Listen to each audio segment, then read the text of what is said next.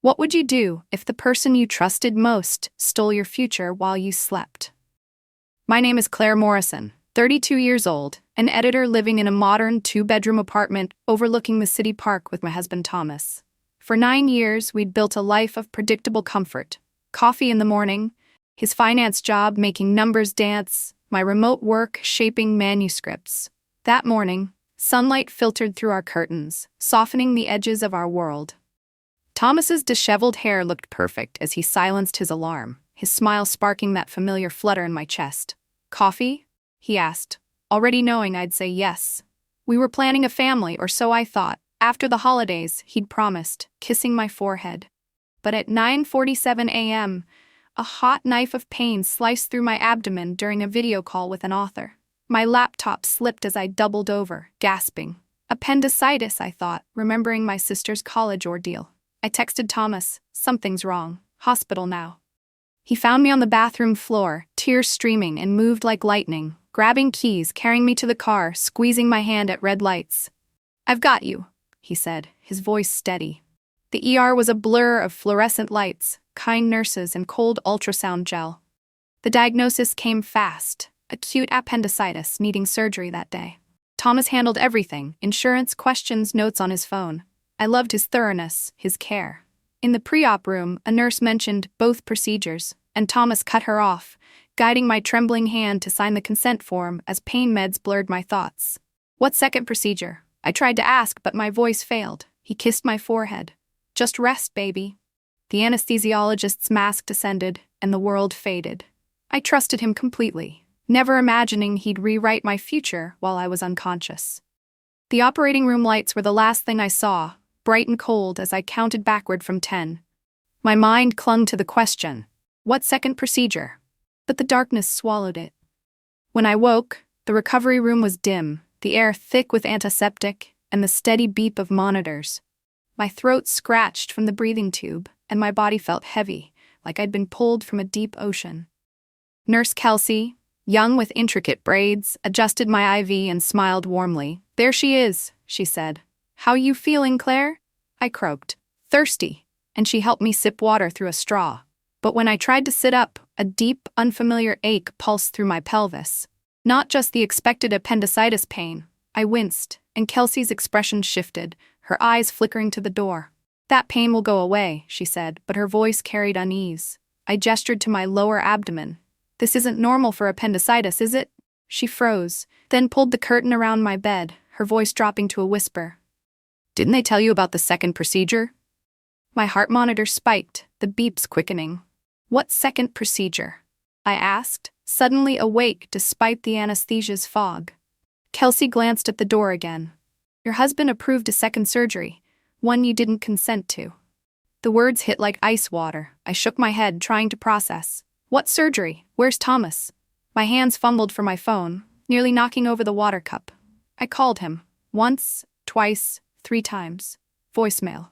"I need to know what was done to me," I said, my voice rising. Kelsey bit her lip. "I can't discuss details without the surgeon, but I'll get Dr. Anders here fast." She left, and I sat there, the sterile hospital smells and distant murmurs closing in, realizing someone had made a decision about my body while I slept. An hour later, Dr. Anders arrived, tall with silver hair, exuding confidence that made me want to scream. "What did you do to me?" I demanded. He cleared his throat, adjusting his coat. "Your husband raised concerns about a gynecological issue. We performed a tubal ligation during the appendectomy." The room tilted. "You sterilized me?" I gripped the bed rails. "It's reversible through IVF," he said, as if that fixed everything. "Your husband had power of attorney." I told him to get out, my voice a growl. Alone, I shook, the betrayal sinking in. Thomas had taken my choice, my future, and I didn't yet know why. Kelsey returned shortly after, her face etched with sympathy, slipping me a manila folder without a word. "You deserve to see this," she whispered, then vanished behind the curtain. Inside was the surgical consent form, my signature scrawled in unfamiliar loops. The C too narrow, the loops in Morrison all wrong. Below it, the procedure description: bilateral tubal ligation via laparoscopic approach. And Thomas's note: patient's husband confirms previous discussions regarding permanent birth control. Patient experiences anxiety regarding separate procedure. Recommends completion during appendectomy. The words blurred as tears welled up. Why? The question pounded in my head, echoing against the hospital's sterile walls. I'd trusted him with everything, our finances, our plans, my body. Now, this violation felt like a knife twisting deeper than any surgical incision. Thomas arrived the next morning, carrying white roses, my favorites, his smile as charming as the day we met at that bookstore cafe 9 years ago. He kissed my forehead, set the flowers down, and asked how I felt, as if this were a routine checkup. The scent of the roses mixed with the antiseptic air, turning my stomach. "What did you do?" I said, my voice flat, drained from a night of silent sobs. His smile faltered, but he pulled up a chair, concern masking whatever lay beneath. "What do you mean, baby? I've been in meetings. Sorry I couldn't come last night, but the Peterson deal." "The surgery, Thomas, the tubal ligation." I held up the papers, watching his expression shift, not to surprise, but to practiced worry. He'd anticipated this. He sighed, running a hand through his hair. "Claire, honey, you're still groggy, confused." "I'm not confused. You authorized them to sterilize me, forged my signature." He leaned in, his voice taking that patronizing tone I was starting to recognize as a weapon. "We talked about this. You were terrified of childbirth. Remember that panic attack when Sarah brought her baby over? You said you couldn't do it." Lies. Sarah hadn't visited in months, and I'd never had a panic attack. "That never happened. I want children. We were starting after the holidays, you said." He interrupted. "You've been stressed, emotional. I did what was best for us, our future. Kids would ruin everything, our lifestyle, your career, our relationship. You know this deep down. It's just hormonal from the surgery."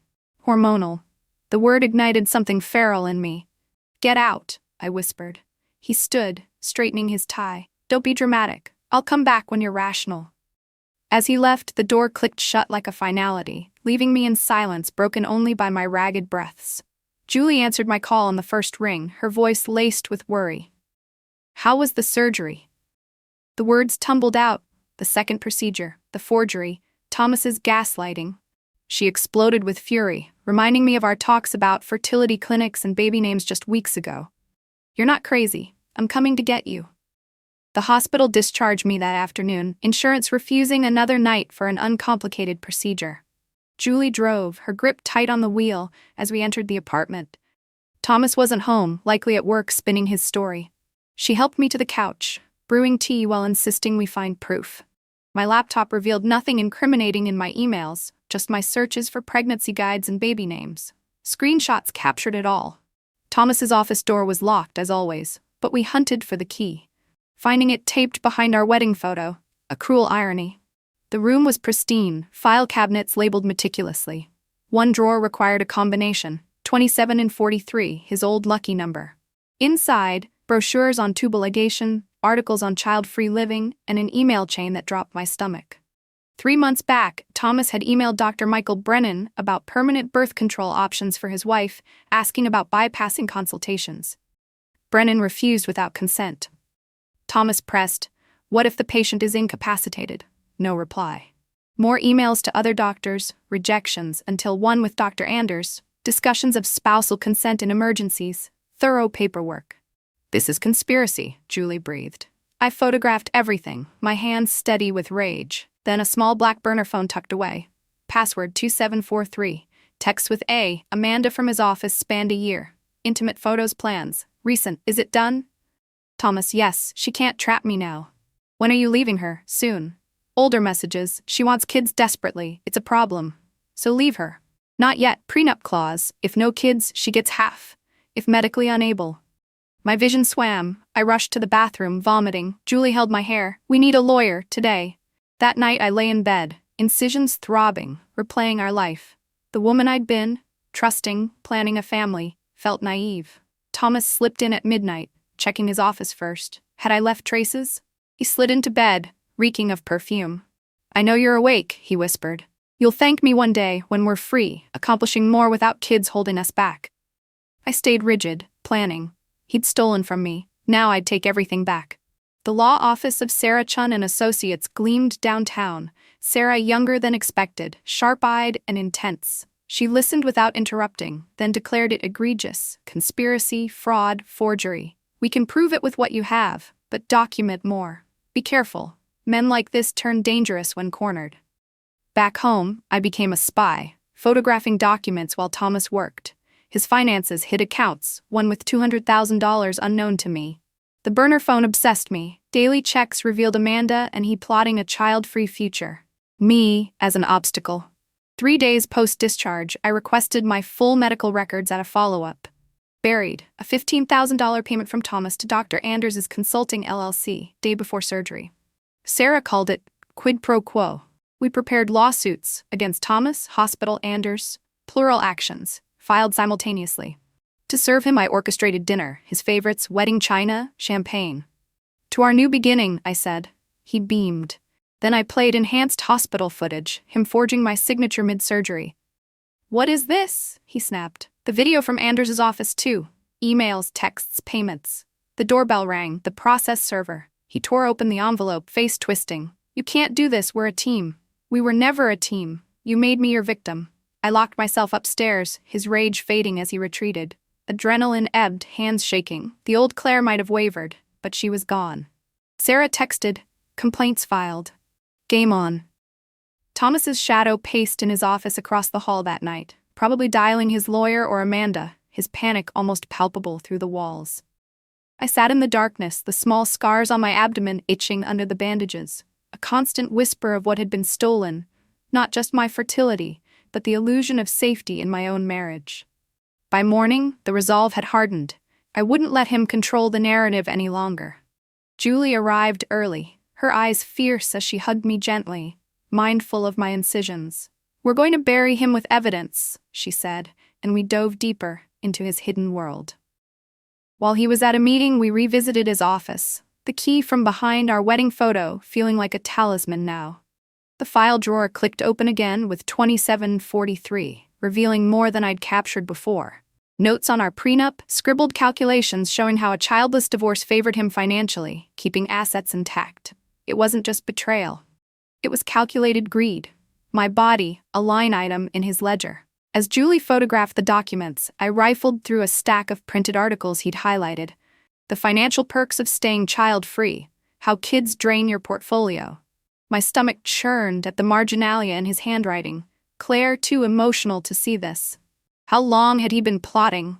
The burner phone yielded fresh horrors. New texts from Amanda detailed their escape plans, including a weekend getaway booked for next month, while I recovered. She's clueless, Thomas had written. Once the dust settles, we're free.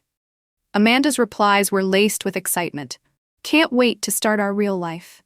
I screenshotted it all, my fingers numb, the phone's screen reflecting my pale face back at me. But buried in the photo gallery were images that shattered any remaining doubt. Screenshots of our joint bank statements, circled transfers I'd thought were for investments, but now linked to his secret accounts. He'd been siphoning funds, building a nest egg for his life without me, all while delaying our family plans with excuses about the economy.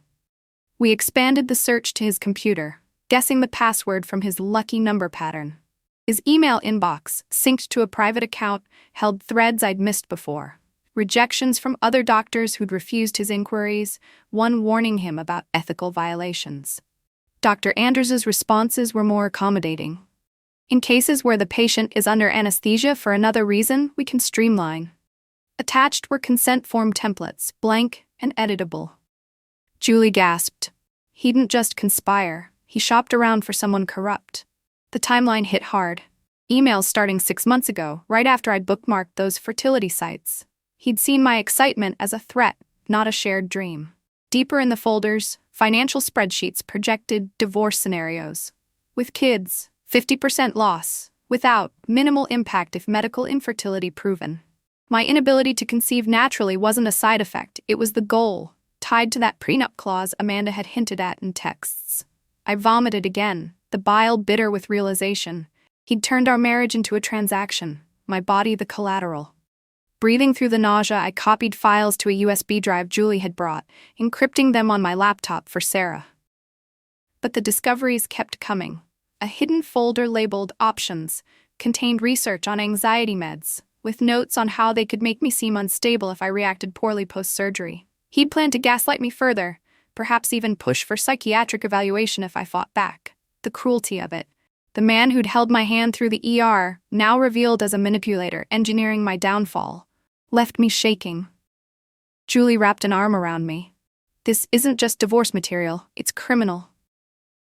We carefully replaced everything, erasing our digital footprints, and slipped out before his return. That evening, as he ate the dinner I'd forced myself to cook, his eyes searched my face for cracks in my facade. "You seem quieter," he noted. I smiled thinly. "Just tired from recovery." Inside, fury simmered. He'd underestimated me, assuming I'd crumble. Sarah reviewed the new evidence the next day, her office a sanctuary of organized chaos. Legal pads stacked high, coffee mugs bearing motivational quotes. "This ties motive to action," she said, pointing to the prenup notes. "Financial gain through fraud and assault. We'll add economic coercion to the charges." She advised continuing the act at home, gathering verbal admissions if possible. So I did, recording conversations on a hidden app during dinners where he waxed poetic about our free future. "Kids would have chained us down," he said one night, sipping wine. "I saved us." I nodded, bile rising, transcribing later for Sarah. But solitude brought waves of grief. In the shower, water mingling with tears, I mourned the family we'd never have. The trust evaporated like steam. Julie checked in daily, her texts a lifeline. "You're stronger than he knows."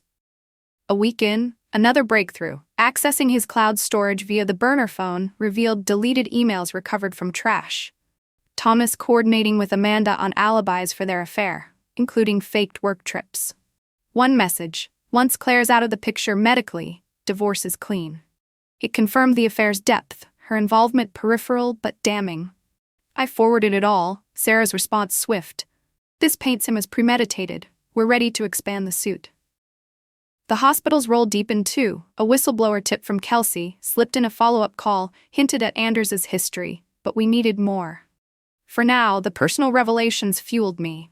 The financial web, the affair's timeline stretching back over a year, the cold calculations. I'd been blind, respecting his privacy, but no longer. Each discovery chipped away at the old Claire, forging someone unbreakable. Thomas slept soundly beside me those nights, oblivious to the storm building.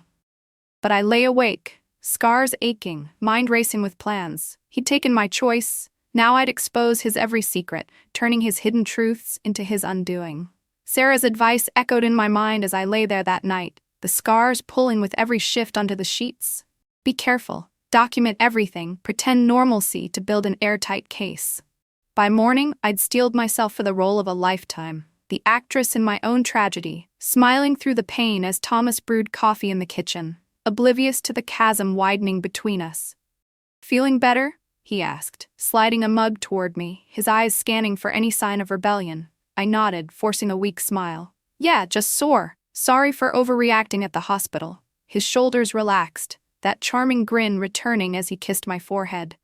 "I knew you'd come around. It was for the best."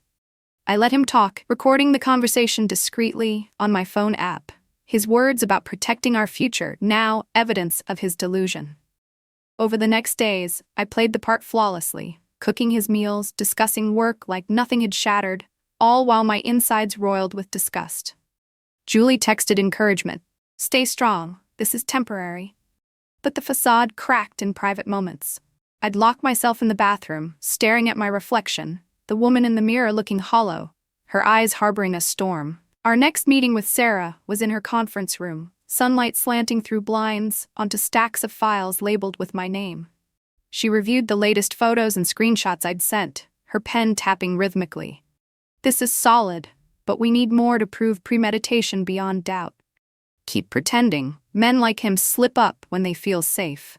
She outlined the strategy: civil suits for fraud and battery, criminal referrals to the DA, divorce with no contest on assets. Document every word he says, and check for anything else in that office or phone. Back home, I waited for Thomas to shower, the water running like a timer. The burner phone was still in its spot. I unlocked it, scrolling past familiar text to the video folder I'd overlooked before. There it was, a shaky recording from inside Dr. Anders's office, filmed secretly from Thomas's pocket. The audio crackled but clear. "She doesn't know I'm here," Thomas said. "She's emotional about children, irrational." Anders replied, We need to be careful. Thomas pressed. I'll take responsibility. Make sure she doesn't remember. Can you increase the anesthesia? A pause. Then Anders. If she's consented to one procedure, paperwork can be adjusted in emergencies. I've helped families with difficult decisions. My breath caught. This was conspiracy captured, their voices plotting my violation like a business deal. I copied it to my cloud accounts, emailed Sarah, my heart pounding as the shower shut off. She called back within minutes. Smoking gun. This proves intent. Pretend a little longer, we'll use this to nail them. The pretense deepened over the week, each day a tightrope walk. Thomas grew bolder, sharing our plans for travel, promotions, a life unburdened. One evening, over stir-fry I'd made while imagining ways to escape, he said, I'm glad you're seeing reason. You were too caught up in societal pressure. Kids aren't for everyone. I squeezed his hand, smiling. Maybe you're right, I've been thinking a lot. Internally, I transcribed, more gaslighting for the file. But the act took its toll. Nightmares came, reliving the surgery awake but paralyzed, their scalpels cold against my skin. I'd wake sweating, checking the incisions, reassuring myself it was over, yet the betrayal lingered like phantom pain. To bolster the case, I scheduled a follow-up at the hospital, feigning concerns about recovery. The clerk handed over my full records without question, a thick envelope I poured over in the parking lot. There, in administrative notes, the damning detail. $15,000 transferred from Thomas to Dr. Anders's personal LLC the day before surgery. Not a consultation fee, a bribe. Julie met me there, her face hardening as she read. This ties the money trail. He's done. Sarah agreed when I showed her. Quid pro quo. This elevates everything to undeniable corruption. Time to act. File the suits simultaneously. Hit him hard. We refined the plan in her office. Maps of legal attacks spread out like a war room. Divorce for fraud, assault, emotional distress, malpractice against Anders in the hospital. Serve him at home, where he feels secure, Sarah suggested. Make it personal. I nodded, the strategy fueling my resolve. That afternoon, I shopped for ingredients, selecting his favorite steak and wine, the grocery store's fluorescent lights mirroring the ER's blur. At home, I set the table with our wedding china, the irony bitter as I polished the silverware he'd given me on our anniversary. Thomas arrived with champagne, his tie loosened, eyes lighting up at the spread. What's this for? Celebrating our new beginning, I said, pouring glasses, clinking to our future. He corrected, to our future, beaming. My hand steady, I stood and led him to the living room, cueing the enhanced security footage Sarah had obtained, Thomas at the nurse's station, forging my signature while I was under. The timestamp glared. What is this? He demanded, color draining. Proof. The Anders video too. Emails with Amanda, texts the bribe payment. His mouth opened, but the doorbell cut him off. I smiled. You should get that. The process server was crisp, confirming his identity before handing the envelope. Thomas ripped it open, pages fluttering as confusion turned to fury, then fear. You can't. You're my wife. I was your victim, I replied. Not anymore. I ascended the stairs, locking the bedroom door against his shouts, threats melting into pleas. Adrenaline surged, then faded, leaving me trembling but unbroken. Sarah's text lit my phone. Filings complete. Now we fight. The echoes of Thomas's pleas faded down the hallway that night, leaving the apartment in a tense silence, broken only by the distant hum of city traffic through the windows. I sat on the bed, my incisions throbbing in rhythm with my pulse, the bandages rough against my skin as I finally allowed the tears to come. Not from fear, but from the raw power of reclaiming my voice. By morning, the shock had settled into a cold determination. Sarah called early, her voice crisp over the line. He's already filed for an emergency restraining order, claiming you're erratic and aggressive, standard tactic to discredit you.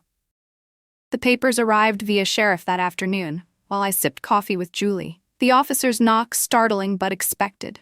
The document painted me as unhinged, fabricating stories to ruin his career. Julie's laugh was sharp. The audacity. Sarah was furious but strategic. This backfires on him, we'll counter with the evidence at the hearing. The temporary hearing came swiftly, the courtroom a sterile box of polished wood and echoing footsteps, the air conditioned to a chill that matched the knot in my stomach. Thomas sat with his lawyer, Richard Brennan, sharp-faced and specialized in defending men like him from vindictive wives. He wore his best suit, wedding ring gleaming, a prop for the devoted husband narrative. Brennan opened. My client faces harassment, wild accusations, privacy violations through stolen documents, elaborate conspiracies about consented procedures. Sarah rose, her presence commanding. Your Honor, we have video of Mr. Morrison conspiring with Dr. Anders for unauthorized surgery, forged signatures, bribe records. This order is intimidation. The judge, an older woman with piercing eyes, reviewed the files. Mr. Brennan, has your client seen this recording? Thomas whispered frantically. Brennan requested time. I'll review now, she said. The laptop played Thomas's voice, plotting, suggesting adjusted paperwork, referencing past help from Anders. The courtroom hung on every word, Thomas's face cracking, fear replacing the mask. Request denied, the judge ruled. I'm forwarding to the DA for criminal review. No contact except through counsel. Thomas stormed out, Brennan trailing. Sarah squeezed my shoulder. Round 1, us. Relief washed over me, mingled with the ache of seeing him diminished, yet the betrayal's sting lingered like antiseptic on skin. Media caught wind a week later. Headlines screaming, Woman sues hospital after husband's secret sterilization plot. My phone buzzed incessantly, reporters, producers, supporters, critics. I gave one interview to a trusted journalist, the studio lights hot on my face as I spoke steadily. This isn't just my story. It's about every woman dismissed as hysterical, every violated consent, every unilateral decision over someone's body. We deserve autonomy, truth. The hospital issued a statement on patient safety, announcing an investigation. Anders was suspended, his lawyer claiming protocol adherence. Then Kelsey called, her voice hushed.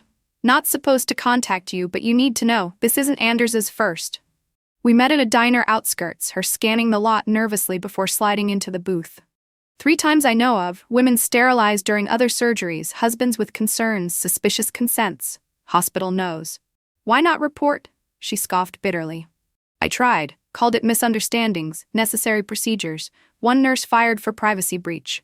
But she'd kept copies, documents, emails, waiting for someone to fight. She passed a flash drive. Everything here. Anders has connections, wealthy patients paying for flexibility. The files were explosive. 3 women, altered forms, one suicidal after discovery, another divorced but traumatized into silence, the third institutionalized from gaslighting. Sarah's eyes darkened reviewing them. Pattern of crime. We're destroying him, not just suing, expanding to class action. The discovery phase unveiled more horrors. Subpoenas pulled Anders's finances, showing deposits from husband's time-to-wives surgeries. Hospital emails discussed his liabilities while lauding his high-value patients. Thomas's deposition was streamed to Sarah's office. I watched, coffee cooling untouched. He looked rumpled, diminished, Amanda having bailed amid scrutiny. Sarah grilled. Did you pay Anders $15,000 pre-surgery? Consultation fee. About what? Options. She read the transcript. Make sure she doesn't remember. He squirmed under objections.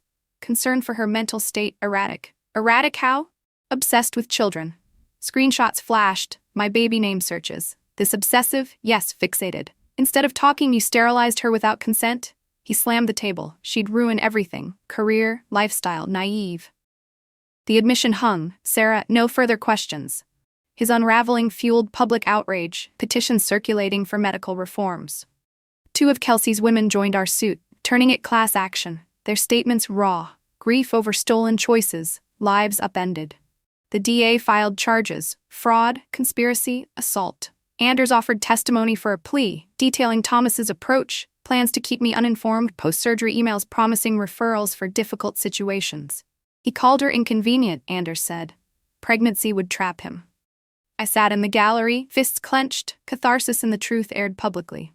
Thomas's world crumbled, fired, assets frozen, family distancing. His mother called sobbing apologies. The fight intensified, but so did my purpose. Scars fading, but resolve sharpening. This wasn't just justice, it was dismantling a system that enabled him. Thomas's criminal trial unfolded 3 months after Anders's plea deal. The courthouse a fortress of gray stone and security checks that did little to ease the knot in my gut each day I attended. The prosecution built their case brick by brick. Forged signatures, bribes, the conspiracy laid bare like exposed wires. Anders testified first, his silver hair dull under the lights, voice steady but eyes avoiding mine, as he detailed Thomas's emails. The secret meeting, the payment ensuring my silence through adjusted protocols.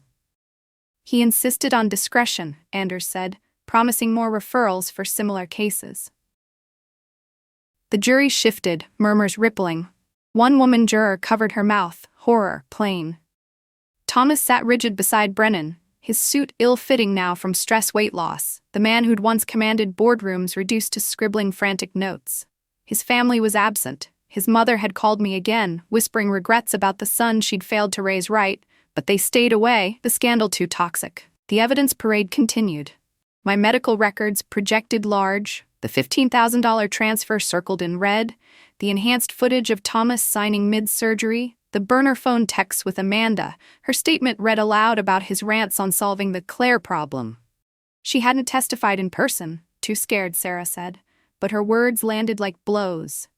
He said sterilizing her was cleaner than divorce with kids. Thomas's face flushed, his lawyer objecting futilely. Then came my turn on the stand, the wood of the witness box cool under my palms, the room's air thick with anticipation. The prosecutor guided gently. Describe waking up. I recounted the pain, Kelsey's whisper, the folder's revelations, my voice cracking only once at the forged signature. Cross-examination was brutal. Brennan painted me as vengeful, unstable. You stole his documents, violated privacy? I gathered proof of crimes against my body? I countered, meeting his gaze. The jury leaned forward. Later, Sarah said that moment swayed them. Thomas took the stand last, his defense a crumbling facade, the misunderstood husband protecting an erratic wife. She was obsessed, he claimed, would have ruined us. Under cross, contradictions piled. He denied the bribe, then called it a fee, swore we'd discussed no kids but couldn't recall dates. The prosecutor pressed, you view your wife as property? As my responsibility. To control her choices? To protect from mistakes? Wanting children was a mistake? A pause, his eyes flicking to me, something like dawning regret, but too late. Yes, the courtroom exhaled. He stepped down defeated. Jury deliberation lasted under 2 hours. Guilty on all counts, the foreman read, fraud, conspiracy, assault. Thomas's head bowed, handcuffs clicking as bailiffs led him away. Outside, reporters swarmed, flashes blinding, but I felt no triumph, just a hollow echo where victory should be. Dr. Anders' sentencing followed swiftly, his plea earning 18 months in minimum security, license revoked permanently. The medical board cited his pattern, the other women's cases sealing it. He emerged from court pale, muttering to his lawyer about appeals, but the damage was done. His flexible practice exposed as a marketplace for violations. The hospital settled our class action out of court, the amount sealed but substantial. I donated half to women's health groups, the rest a buffer against the uncertainty he'd inflicted. Thomas got 8 years, the judge citing premeditation's cruelty. He weaponized trust, violated sanctity of marriage and medicine. As the gavel fell, I sat in my car afterward, rain pattering the windshield, reporters knocking until security shooed them. Emptiness settled, no joy, just absence. Justice served, but my body unchanged. Fertility stolen, future rewritten. The aftermath crashed in waves. I sold the apartment, its walls echoing betrayals, moving to a small rental across town, untainted. Therapy with Dr. Martinez began weekly, her office a soft-lit haven where I unpacked the trauma, the flashbacks of scalpels, the grief hitting in Target's baby aisle, collapsing amid onesies. PTSD, she diagnosed. Your body remembers. Sessions peeled layers, anger first, notebooks filled with unsent letters to Thomas, kickboxing classes where I punched out rage, then grief, mourning the maybe of motherhood, choices erased. A letter from prison arrived months post-conviction, his handwriting shaking my hands. Julie urged burning it. I read anyway. No apology, just justifications. His fears, childhood control issues, claims of love. Visit me, we can rebuild. I burned it in the sink, ashes swirling down the drain, then blocked prison contact. Freedom tasted bittersweet. Thomas's firm investigated post-trial, uncovering his manipulations of female colleagues, sabotage promotions, rumors for rejections. 3 lawsuits followed, his reputation obliterated. Amanda emailed via Sarah, asking to meet against advice. At a coffee shop, she looked gaunt, fidgeting. He tried controlling me too, tracking, calling me unstable when I ended it. She offered texts proving his patterns, thought he meant divorce, not this. I took her flash drive. Sarah used it for more charges from his exes, hidden relationships surfacing. The web widened, but my focus shifted inward, healing nonlinear, some days rage resurfacing, others numbness. I started a blog anonymously, sharing coercion stories, it growing into a resource hub. A publisher approached for a book. I deferred, not ready to relive without shaking. Volunteering at a women's shelter grounded me, teaching skills to survivors whose tales mirrored mine. Sabotaged birth control, forced pregnancies. Maria shared, kids kept me busy, almost trapped. We bonded, rebuilding together. Yet nights brought dreams, waking to check for new scars, calling Julie at 3 a.m. for reassurance. "You're safe," she'd say. Slowly, the emptiness filled with purpose, the fight ongoing, but now mine to shape. The purpose took root in those early months after the trials, a fragile shoot pushing through the cracked soil of my shattered life, drawing strength from the very pain that had tried to bury me. Dr. Martinez's sessions became my anchor, her gentle probes unraveling the knots of trauma that twisted tighter with each flashback, the sterile operating room invading my dreams, the mask descending while I screamed silently for answers. "Healing isn't linear," she'd say, her voice a calm harbor amid my storms. We explored the anger first, how it burned, like the incisions had in those initial days, fueling my blog's growth into a chorus of shared stories from women across the country.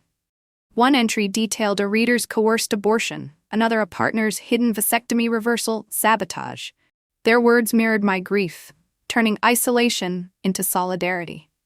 I added my own entries cautiously, anonymizing details at first, but the act of writing loosened the grip of silence Thomas had imposed. Volunteering at the shelter evolved too, from resume workshops to group sessions where we dissected patterns of control, financial binds, emotional manipulations, reproductive traps. Maria became a friend, her 5 forced pregnancies a counterpoint to my stolen fertility. We'd share coffee after sessions, her resilience inspiring mine. "He thought kids would chain me," she'd say, "but they gave me reason to break free." Kesha joined us often, her tales of flushed pills and poked condoms reminding me how universal the violation felt. These women weren't just survivors. They were my mirror, reflecting back the strength I'd doubted in myself. The blog's publisher offer lingered, but I focused on expansion instead, partnering with advocacy groups to host webinars on patient rights, my voice steadying with each talk. 6 months post-trial, the city's clamor grew oppressive. The park view from our old apartment now a ghost in my mind, every siren echoing hospital urgency. I craved escape, scrolling real estate sites during sleepless nights until a coastal cottage caught my eye. Weathered shingles, ocean views, far from tourist throngs. The move was impulsive but right. Packing boxes felt like shedding skin, Julie helping load the U-Haul with laughs amid the labor. "New chapter," she said, hugging me goodbye. The drive blurred city to shore, salt air replacing exhaust as waves crashed in welcome. The cottage was small, creaky floors and sea-scented breezes, but mine, unmarked by betrayal. Unpacking, I placed a sand dollar Sophia would later find on the mantel, though she wasn't yet in my life, a symbol of unbroken fragility amid tumult. Therapy continued remotely, Dr. Martinez adapting to video calls where I'd sit by the window, waves providing background rhythm. Grief deepened here, away from distractions, the maybe of natural motherhood haunting beach walks, tears mixing with spray. "He stole my choice," I'd tell her, "but not my desire." We discussed options. Reversal surgery risky and uncertain, IVF possible but invasive. Adoption surfaced gradually, not as replacement but continuation, a path I'd choose freely. Meanwhile, the blog morphed into the Claire Morrison Center for Medical Autonomy, Julie running the city office while I consulted from afar. We offered legal aid, consent workshops, hotlines. Our first case helped a woman sue over coerced hysterectomy, her victory echoing mine. Funding came from the settlement, grants pouring in as media revisited my story, dubbing it a catalyst for change. Dating crept in unexpectedly. Marcus at the local bookstore, his widower's quiet drawing me during a signing event. We'd talk books first. Trauma memoirs, ethics tomes. Then loss, his wife's cancer battle mirroring my violation's permanence. "Some scars reshape you," he'd say, his hand gentle on mine during beach strolls. No pressure, just presence. He had teens from his marriage, no desire for more, focusing on shared happiness. Our first kiss came under a full moon, waves whispering approval, my body tentative but trusting again. Intimacy built slowly, panic attacks fading with his patience. 6 months before staying over, another year for vulnerability without dissociation. Crying after our first full connection wasn't sorrow, but release. My body reclaiming pleasure, choice. Adoption paperwork began 2 years coastal, agency visits probing my past. The trial a hurdle, but my advocacy a strength. Approved as single, though Marcus supported silently. Sophia arrived at 7, wary eyes from foster bounces, her medical neglect history resonating with my own violations. She stood in her blue-painted room clutching a stuffed bear. "You'll send me back?" "Never," I promised. Months tested it, tantrums, breakages, runs to the beach, but I held firm, therapy for us both weaving trust. Mom slipped out casually one day, a miracle amid breakfast chaos. At her school event introducing me, she chose me. The weight of that choice, the very thing stolen, now gifted back, brought tears. Correspondence with Thomas's mother, Linda, started unexpectedly. Her prison letter arriving on a rainy Thursday. Shaky script revealed her poisoning attempt on his abusive father, forced motherhood birthing the cycle. "I see him in his father now," she wrote. "Sorry for my part," I replied, not forgiving but acknowledging. Generational chains we'd both snapped. Our letters bridged wounds, her insights into his control issues validating without excusing. Marcus read one, holding me after. "You're breaking the pattern." The foundation thrived, Claire's law passing in 3 states, video consents, forgery felonies. Sophia's adoption finalized amid this, her hugs fierce, our family chosen, waves eternal outside. Healing wove through it all, not erasure but integration, the scars faint lines now, mapping survival. The foundation's growth mirrored my own, branching from blog to beacon, its city office bustling under Julie's watch while I orchestrated from the coast, waves a constant underscore to strategy calls on reforming consent laws. Claire's law spread to 7 states, mandating video-recorded consents and felony charges for forgeries, each passage a victory etched in policy rather than scars. But advocacy demanded more. A congressional subcommittee invitation arrived via certified mail, the envelope heavy with potential. I flew back, the plane's hum drowning doubts, landing in D.C.'s humid embrace. The hearing room was mahogany-paneled, microphones amplifying every breath as I sat at the witness table, suit tailored but not concealing the survivor beneath. "Current laws fail," I testified, voice steady despite the knot in my throat. "Loopholes let predators exploit. Mandatory waits for sterilizations, private patient discussions, penalties for violations." I outlined changes, drawing from my case and the foundation's stories. Women coerced, dismissed, bodies bartered. Questions followed, senators probing ethics, feasibility. One pulled me aside post-hearing. "My daughter faced similar, thank you." Connections like these fueled me, turning personal violation into collective shield. Back home, Linda's letters continued. Her prison insights a strange comfort, generational abuse unveiled. Her poisoning attempt a desperate break from control that birthed Thomas's patterns. "He learned women as possessions," she wrote. I couldn't stop it. Our exchanges weren't absolution but understanding. I'd reply on quiet evenings, Marcus reading drafts, his input gentle. "You're healing through this." Thomas fared poorly in prison, appeals denied, beatings from debts leaving him isolated, news via legal channels, evoking no pity, just detachment. He'd become a shadow, irrelevant to my narrative. Dr. Anders's heart attack post-release merited a foundation post, honoring victims over his obituary's gloss. The documentary on my case premiered at Sundance. I skipped viewing but attended Q&A, fielding questions on protecting patients. "Believe women," I urged. "Insist on instincts. Be like Kelsey."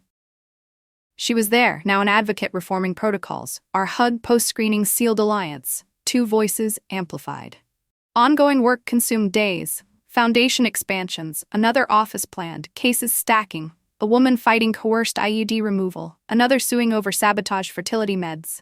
Julie texted triumphs, "Another win, your law cited." Sophia thrived amid this, school plays and beach hunts, her mom a daily gift. Marcus proposed quietly, one sunset walk, ring simple, promise profound, build with me. We married small, waves witnessing, his teens welcoming Sophia as sister. Intimacy deepened, body trusting fully, pleasure reclaimed without shadows. Yet trauma lingered softly. Occasional panics at doctor's visits, insisting recordings, Julie present. Dr. Martinez called it progress. Scars map survival, not define it. The book deal resurfaced. I accepted, writing nights by lamplight, chapters weaving betrayal to empowerment, pain to purpose. Thomas's final appeal denial came via email, a footnote in my inbox amid foundation alerts. No satisfaction, just closure's whisper. Linda's last letter shared her parole hope. You've broken the cycle for us both. I visited virtually once, screens separating, her frail form nodding at my family photos. Proud of you.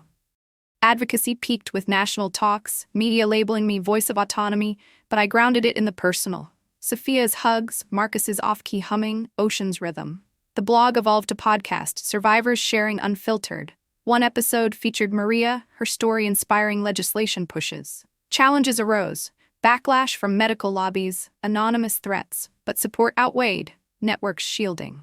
5 years post-surgery, standing beachside, Sophia splashing, Marcus reading nearby, a text from Julie, another state adopted Claire's law. 43 to go. Touching faint scars, I reflected. Thomas aimed to erase my future, but ignited strength instead, voice, choice, transformation. The woman I'd become stared back from wave reflections, harder yet open, cautious but alive. Sophia ran up, dripping, sand dollar clutched. Keep it. Yours. She dashed off, I whispered to the sea. He failed. Nights tucking her in, flashlight reading negotiated to 7 minutes, her love you a balm. Down the hall, tea with Marcus, life rebuilt choice by choice. The moon's silvered waves, indifferent yet comforting, world vast beyond one betrayal. My story, once violation, now testament, from silenced to roaring change. As the years softened the edges of that fateful morning, I found myself lingering more often by the window, watching the gentle roll of the waves under a sky painted in pastels at dawn.